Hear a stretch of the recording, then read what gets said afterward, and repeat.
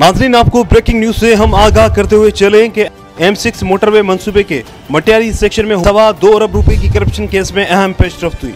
Anti corruption का गिरफ्तार व मुअत्तल एक्यूजिशन अफसर मंसूर अब्बासी की निशानदेही पर 42 करोड़ रुपए बरामदगी का दावा। एंटी करप्शन हुकाम का दावा करना है कि गिरफ्तार मुलजिम मंसूर अब्बासी की निशानदेही पर 42 करोड़ रुपए बरामद कर लिए गए हैं। नाज़रीन, आपको अहम खबर से हम आगाह करते हुए चलें कि M6 मोटरवे मंसूबे की मटियारी सेक्शन में 2.25 अरब रुपए की करप्शन केस में अहम पेशरफ्त हुई है। गिरफ्तार मुलजिम मंसूर अब्बासी की निशानदेही पर 42 करोड़ रुपए बरामद कर लिए गए हैं। इससे पहले गिरफ्तार DC अदनान रशीद की निशानदेही पर भी 12.5 लाख रुपए भी बरामद किए गए थे।